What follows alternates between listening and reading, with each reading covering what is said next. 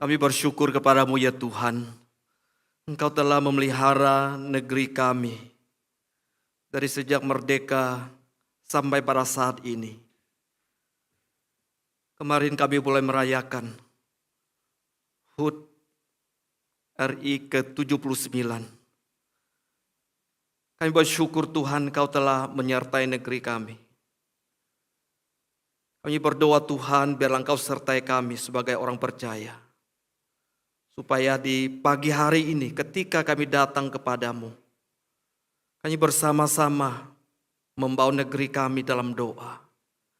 Dan kami mau belajar kebenaran firman Tuhan. Dan Tuhan menuntun kami ke dalam seluruh kebenaran. Sehingga firman yang kami baca, firman yang kami renungkan, firman itu pun kami boleh lakukan dalam kehidupan kami. Sertai setiap kami Tuhan, di tengah kelemahan kami, supaya kami boleh menjadi alat Tuhan di negeri ini. Dan pakai hamba-Mu saat ini, untuk menyampaikan kebenaran ini. Sehingga firman yang beritakan, tidak ada satu kata-kata firman yang kembali dengan sia-sia. Melainkan firman itu seperti benih yang jatuh di tanah subur, yang berbuah 30 kali lipat, yang berbuah 60 kali lipat, bahkan berbuah 100 kali lipat. Berkatilah kami waktu ini Tuhan. Dalam nama Tuhan Yesus kami berdoa. Yang percaya mengatakan amin. Silakan duduk. Shalom jemaat yang saya kasih dalam Tuhan.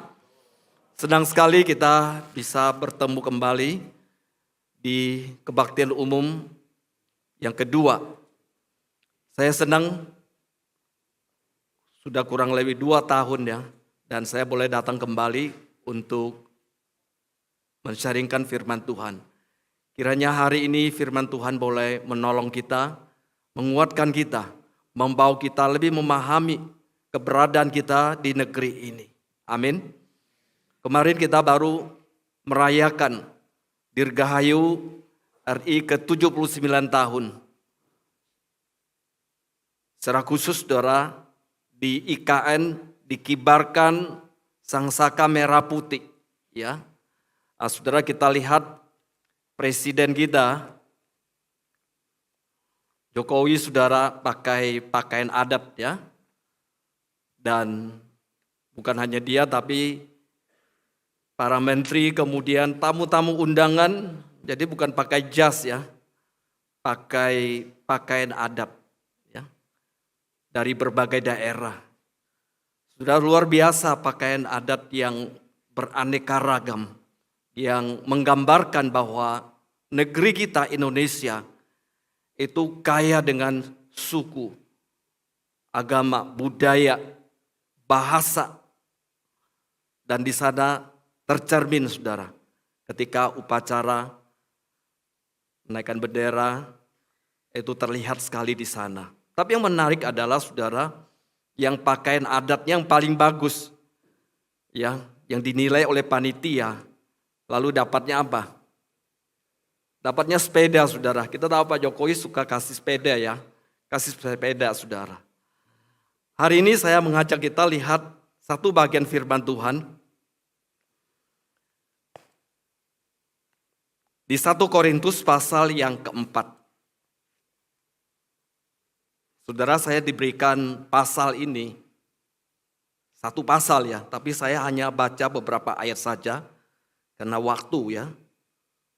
1 Korintus pasal yang keempat ayat 6. Kita cukup baca sampai ayat 10.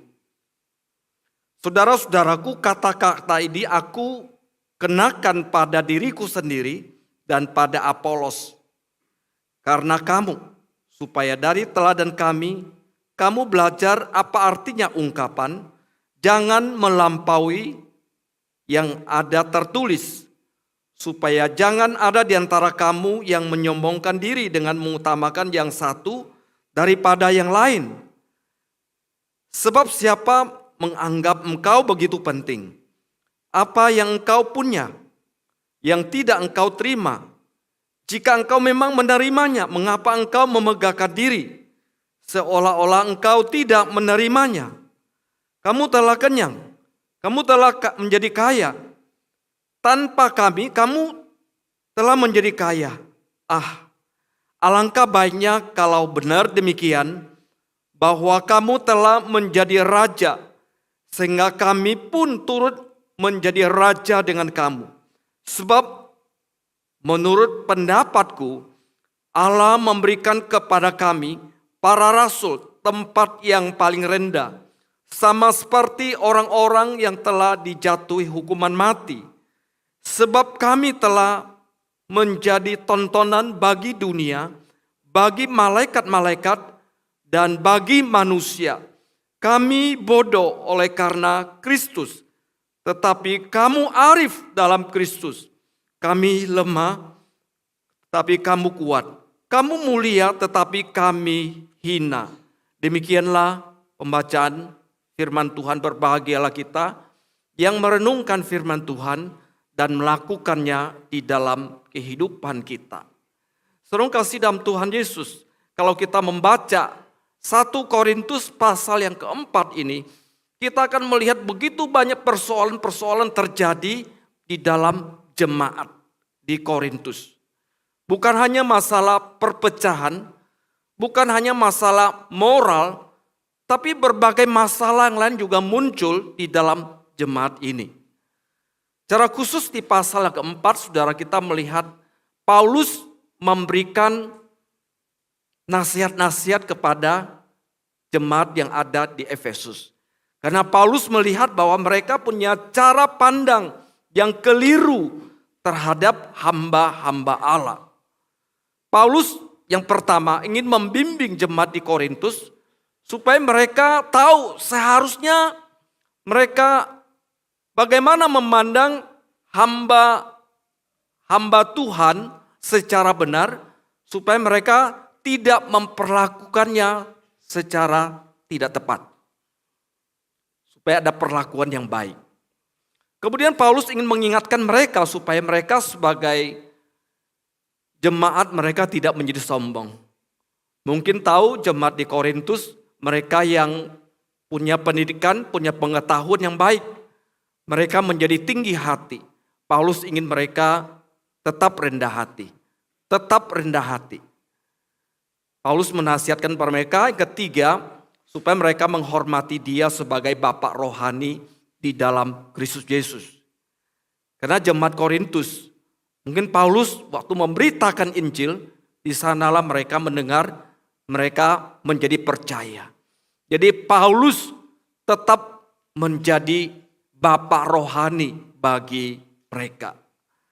Dengan demikian kita bisa melihat bahwa di pasal 4 ini, Paulus ingin mereka paham tentang gambaran seorang hamba Kristus.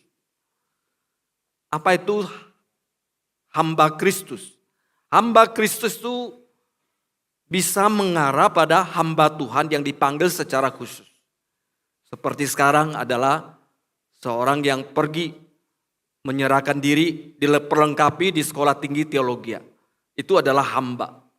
Dan hamba Tuhan melayani secara penuh waktu.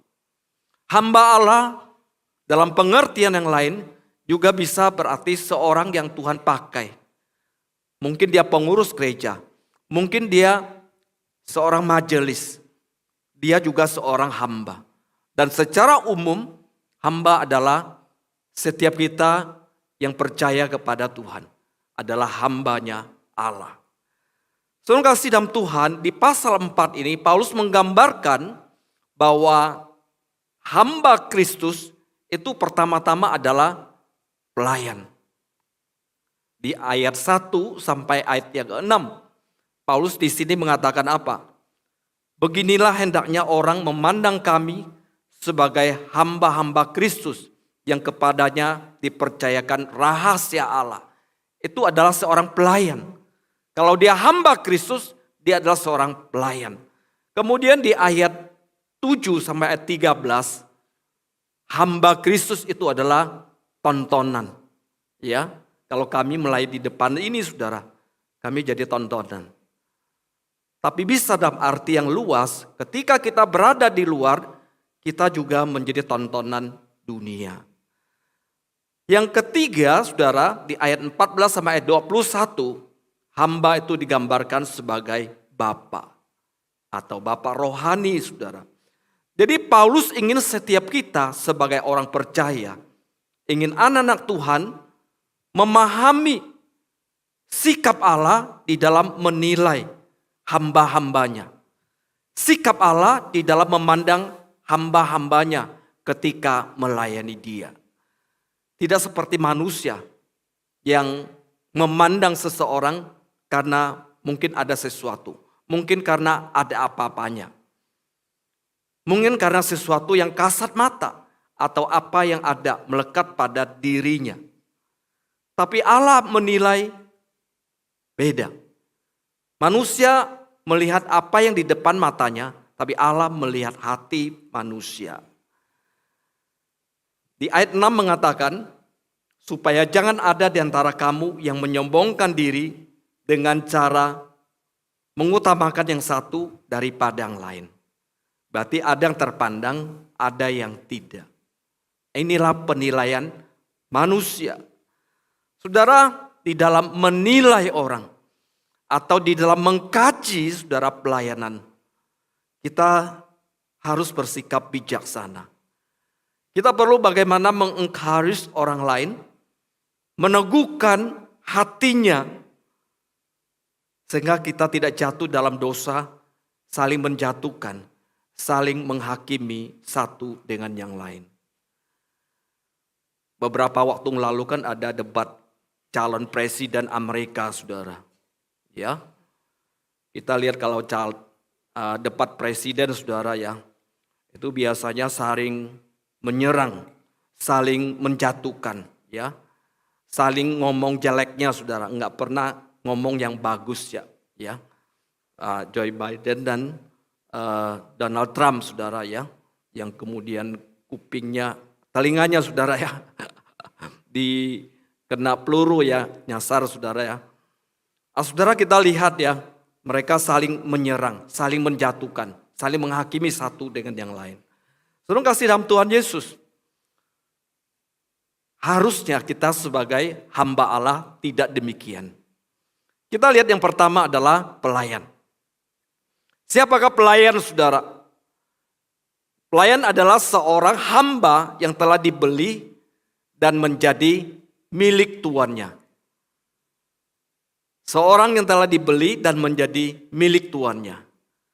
Itu adalah hamba, saudara. Hamba atau budak itu secara harafiah itu adalah orang yang sudah dibeli, kemudian menjadi milik tuannya lalu bekerja. Banyakkan mereka adalah melepaskan tali kasut tuannya atau majikannya, atau mencuci kaki tuannya dan lain sebagainya. Itu adalah seorang hamba. Yang lain adalah hamba yang bekerja di kerajaan Romawi. Mereka yang bekerja siang malam, bekerja kasar, mendayung kapal-kapal. Itu hamba, saudara. Mereka bekerja di sana siang malam. Bisa jadi mereka tidak diberikan makanan yang cukup, diperlakukan dengan tidak baik. Itu adalah hamba. Namun arti lain daripada hamba, saudara, kita lihat adalah doulos.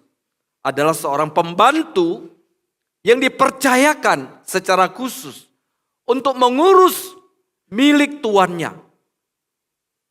Karena melihat kemampuannya. Dia dipercayakan, dia diangkat untuk mengurus milik tuannya.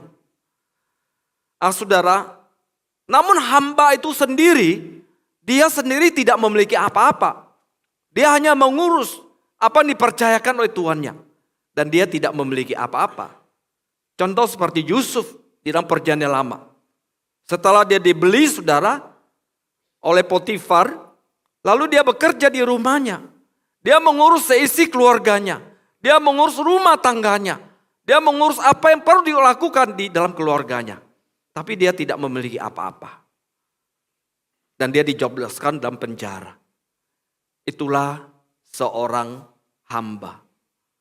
Saudara kasih dalam Tuhan. Kita sebagai orang percaya, saudara seiman, kita adalah hamba Allah. Kita adalah pelayan yang melayani. Kalau seorang hamba Tuhan diberikan kepercayaan khusus untuk membagikan harta kerajaan Allah kepada seluruh anggota keluarga.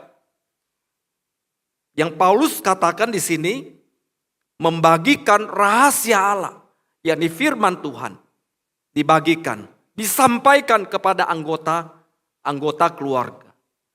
Tapi ada hamba yang lain saudara, yang melayani. Mungkin sebagai pemimpin pujian, pemain musik dan lain sebagainya. Mereka juga adalah pelayan. Saudara, seorang pelayan, dia punya tanggung jawab. Apa yang harus lakukan? Seorang pelayan saudara, dia punya tanggung jawab yang pertama-tama adalah dia setia dan dapat dipercayakan oleh tuannya. Dia bisa dipercaya. Dia punya tanggung jawab itu. Dia setia melakukan tugas-tugasnya dengan baik. Beberapa hari yang lalu saudara, saya sebetulnya kurang sehat. Saya pikir apakah saya akan datang ke sini. Karena belum sembuh saudara. Suaranya juga tidak enak didengar saudara. Ada batuk-batuk. Saya berdoa supaya Tuhan menolong saya. Kemudian saya tetap memesan tiket saudara untuk datang pelayanan ini. Kenapa saya lakukan demikian? Karena saya sadar saya hamba. Saya harus datang dalam kondisi yang kurang fit datang. Atau sebagai seorang pelayan, katakan seperti Pak Dosandi. Dia mimpin ibadah. Mungkin kalau pagi kurang sehat, kurang fit, bisa diganti enggak? Mungkin sulit untuk diganti. Dia harus datang untuk melayani. Demikian juga kita. Ketika kita dipercayakan sebuah pelayanan. Dalam kondisi tertentu saudara, mungkin kita merasa sulit. Tapi kita tahu kita hamba. Kita datang, kita melayani.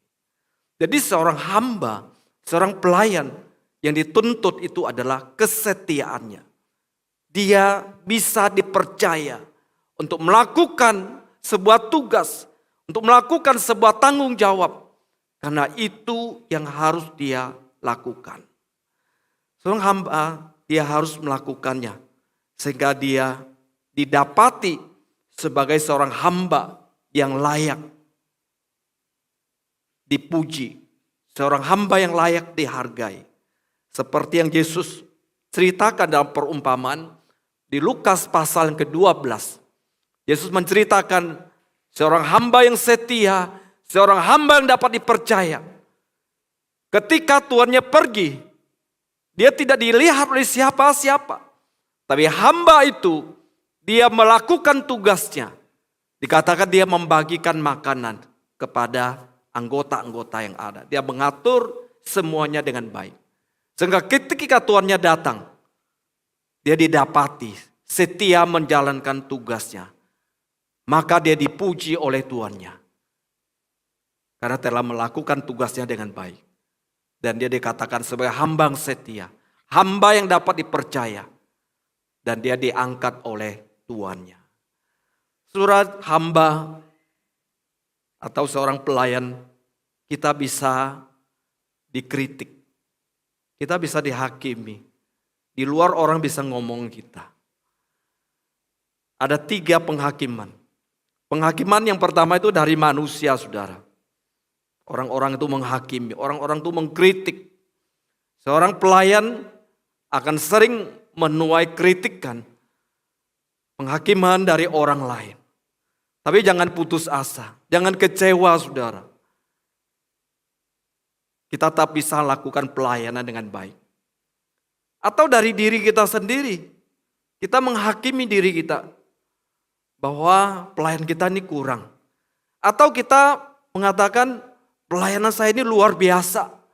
Pelayanan saya ini memberkati. Pelayanan saya ini begitu membawa kemuliaan bagi diri saya. Itu terlalu meninggikan diri saudara. Terlalu mengangkat diri kita. Sehingga kita bisa jadi arogan. Kita bisa jadi sombong. Inilah yang terjadi di jemaat di Korintus saudara.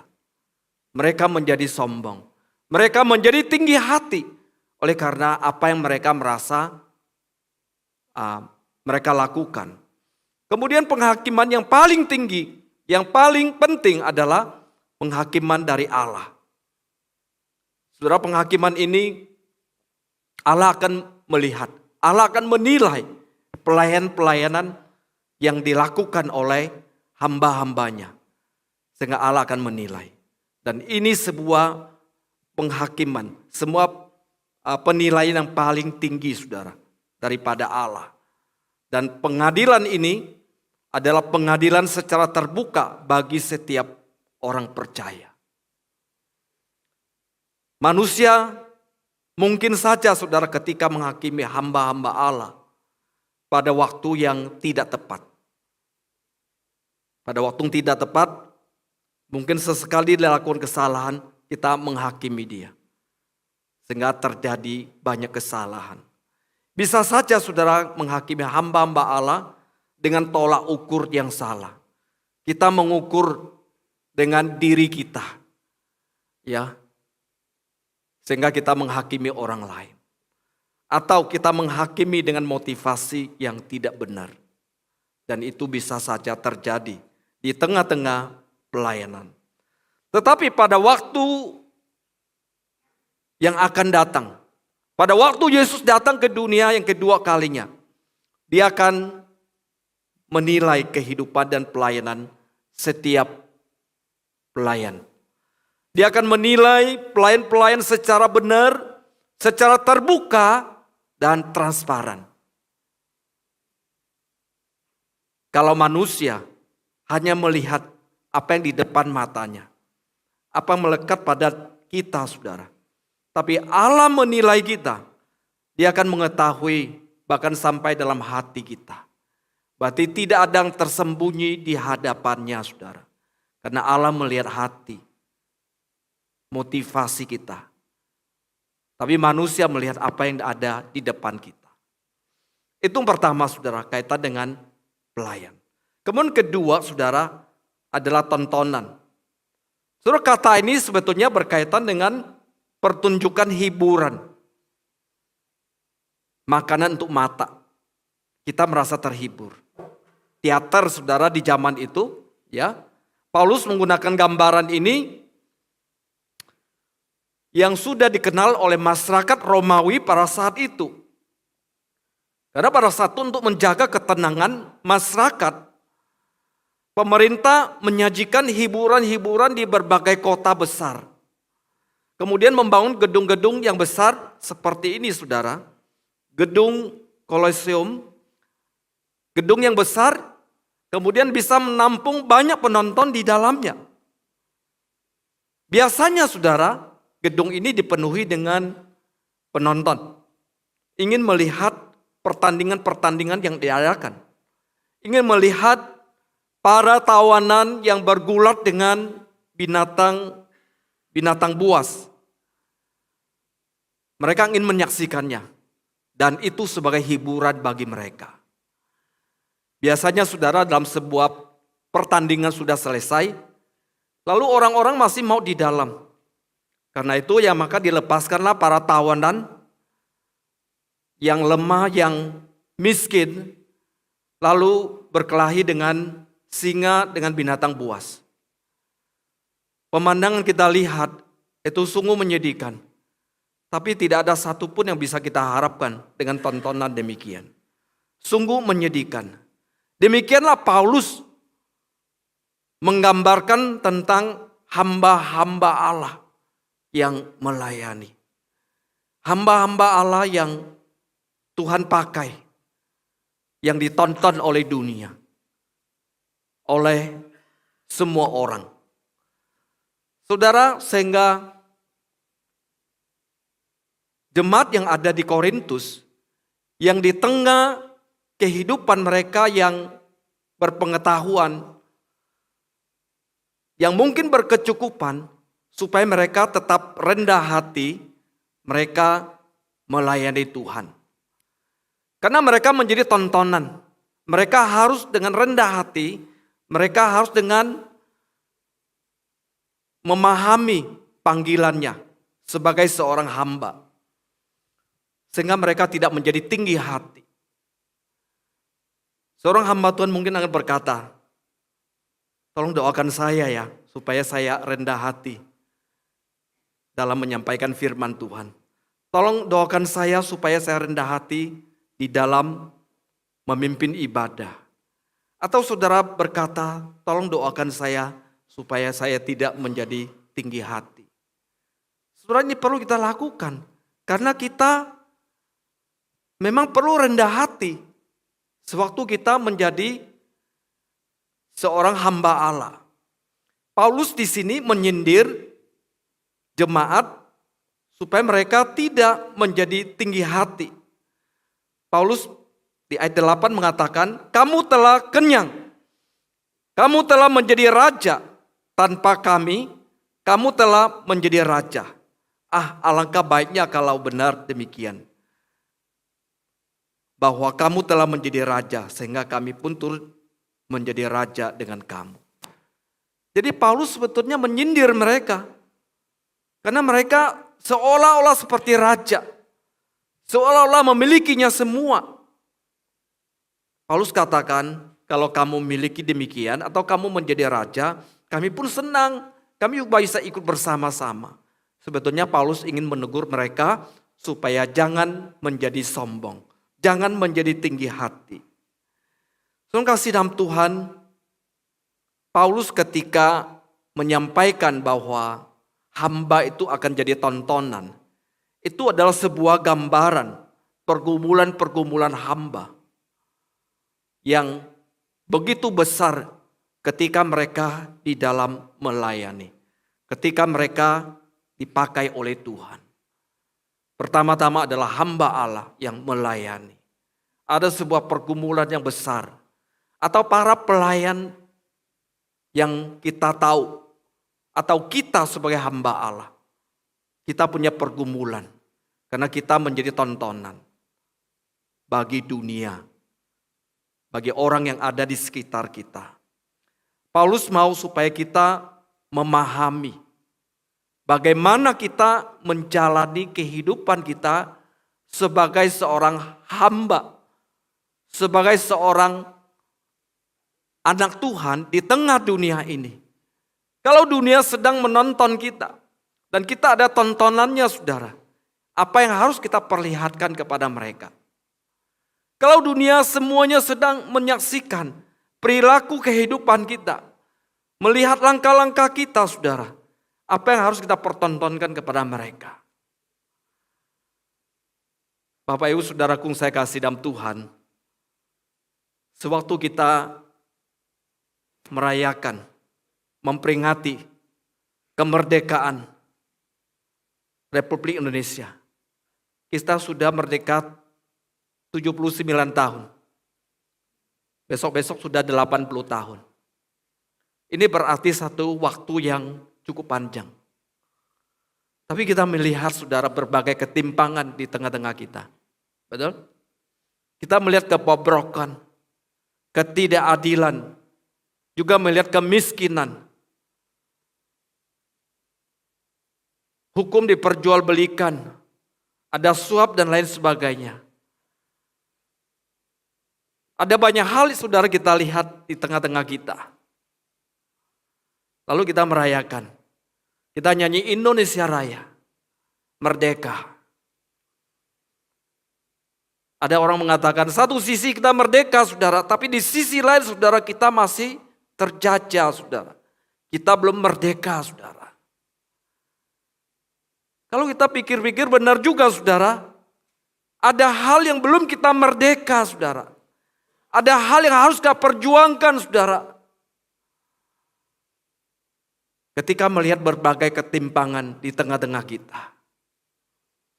Sewaktu kita merayakan, memperingati HUT ke-79, saudara. Yang akan kita renungkan hari ini, saudara, berkaitan dengan firman. Kalau kita adalah seorang pelayan, kalau kita menjadi tontonan bagi dunia ini, saudara, berarti dari hidup kita, dari diri kita, harus ada sesuatu yang baik.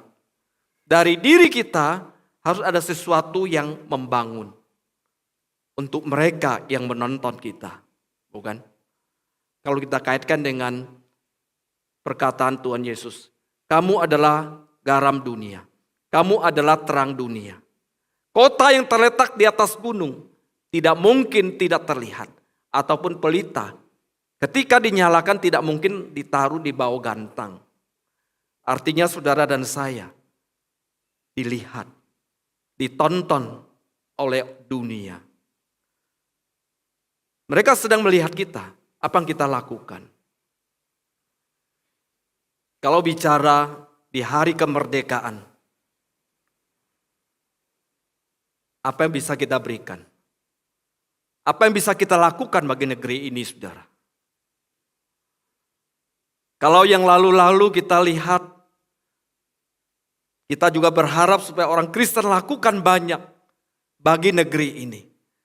Ketika melihat ada ketimpangan, ada ketidakjujuran, ada kebobrokan, saudara. Kita ingin sekali anak Tuhan duduk di sana. Mereka berada di sana.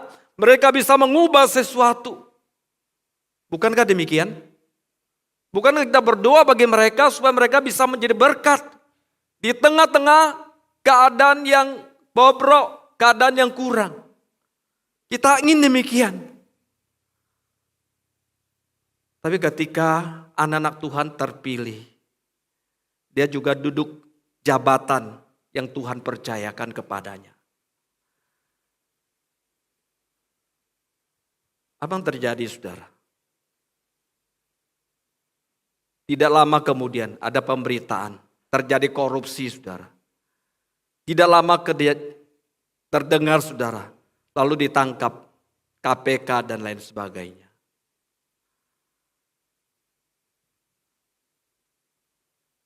Ini sebuah kondisi yang sangat miris. Sebuah kondisi yang memilukan hati.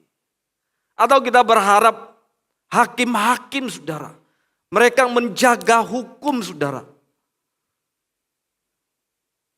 Tapi ternyata, saudara, ada permainan di bawah.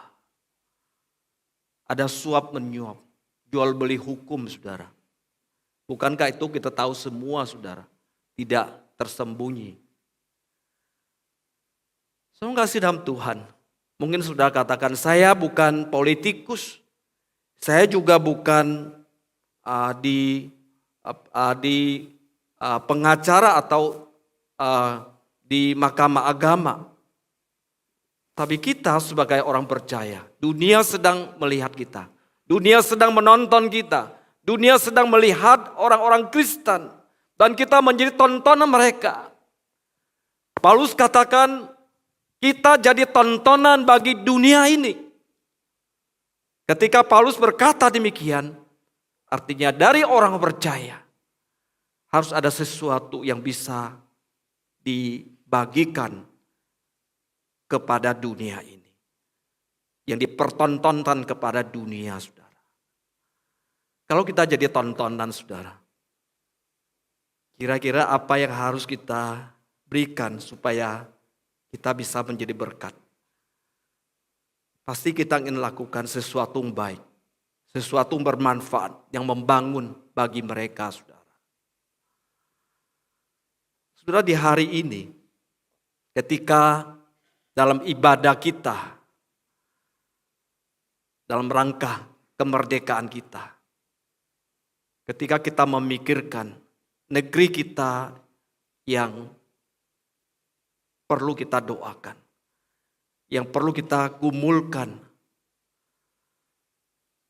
Saudara, kita perlu terus berdoa supaya kondisi negeri kita dari tahun ke tahun, dari waktu ke waktu, supaya bisa tetap dalam keadaan baik.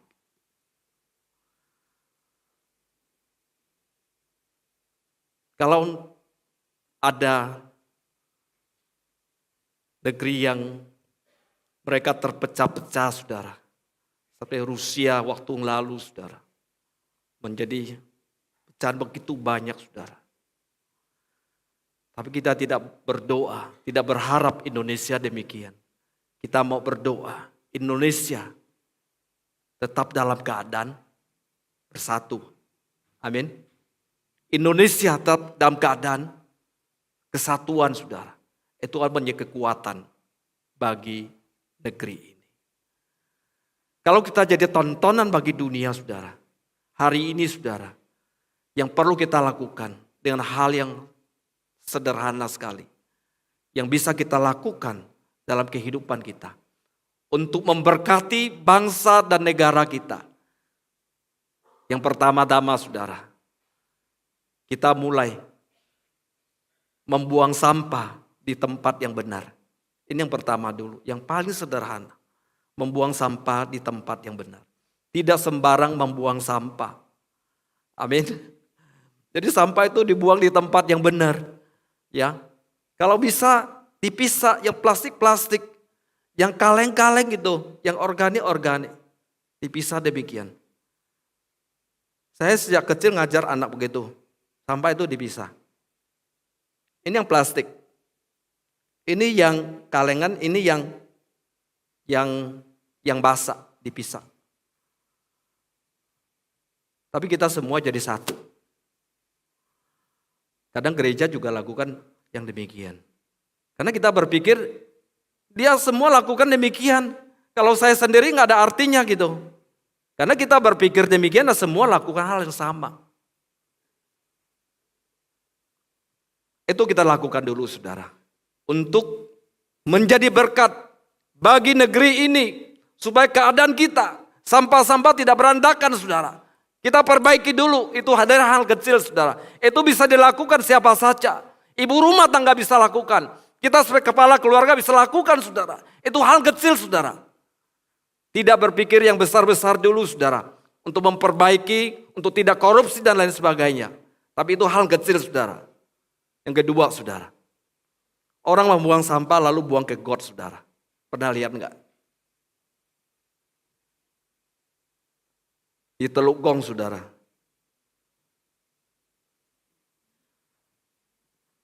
Gotnya penuh dengan sampah. Lalu kita juga lakukan yang sama. Ya berarti enggak ada bedanya. Dunia melakukan demikian, tapi kita melakukan yang sama.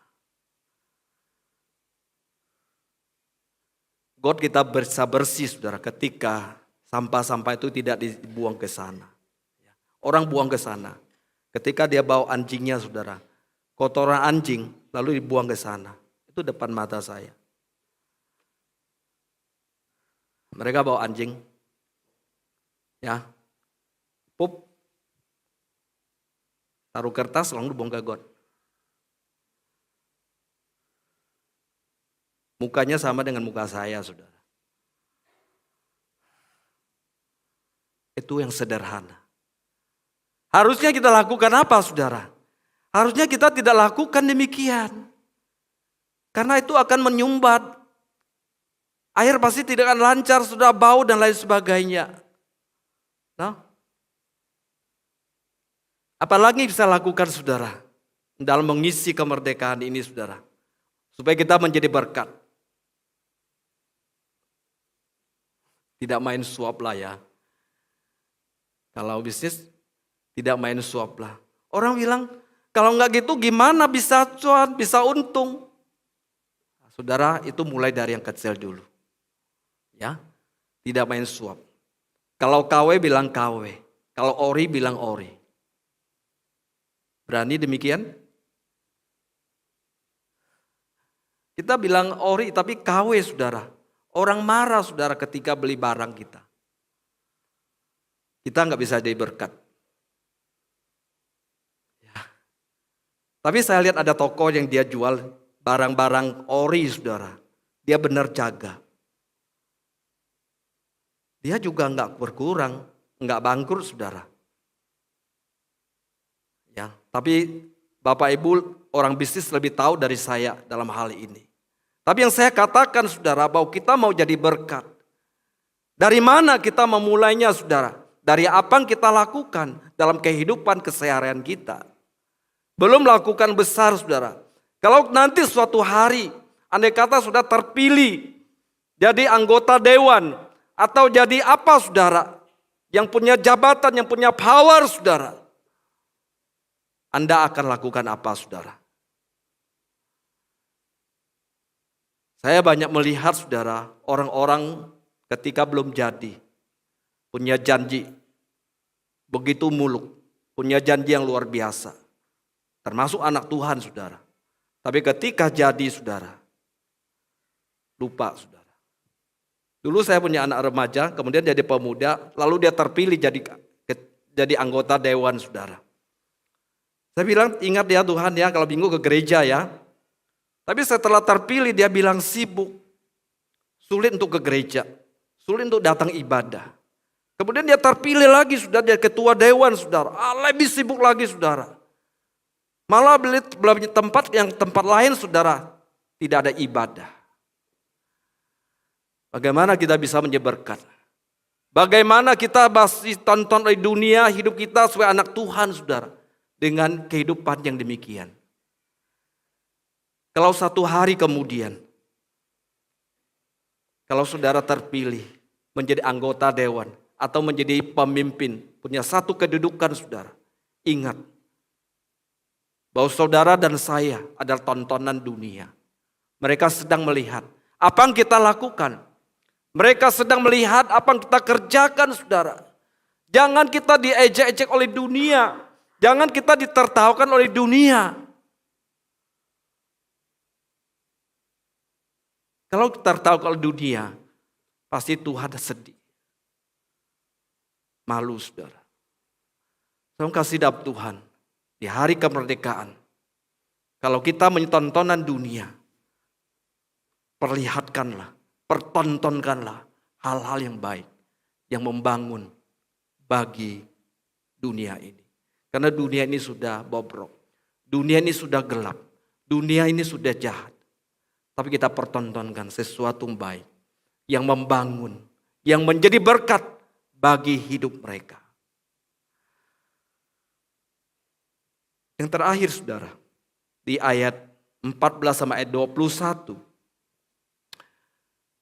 Di sini adalah gambarannya Bapa. Paulus memberikan gambaran seorang hamba Allah itu adalah pelayan. Karena dia seorang hamba yang melayani. Seorang hamba Allah itu adalah ditonton oleh orang, ditonton oleh dunia. Dan yang ketiga adalah gambarannya Bapa. So, Paulus membandingkan jemaat setempat dengan sebuah keluarga.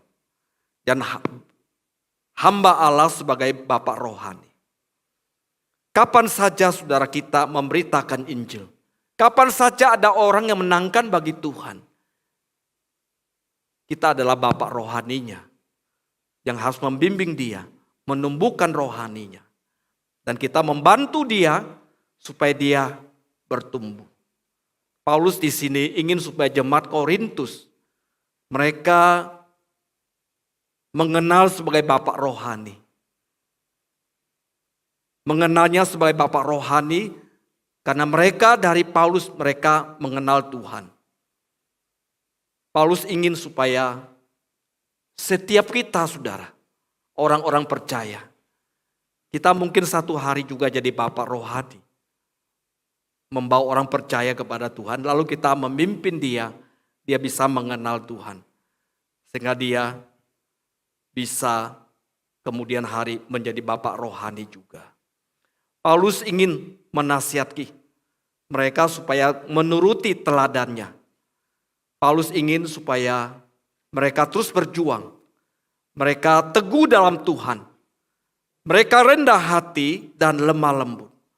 Mereka penuh kasih, pengabdian, dan pengorbanan di dalam pelayanan. Ketika kita ada bapak rohani, artinya ada sikap-sikap kebapaan. Ada pengorbanan yang kita berikan kepada anak-anak rohani kita. Bapak Ibu Saudaraku saya kasih dalam Tuhan. Kiranya Korintus pasal 4 ini membawa kita pada satu pemahaman.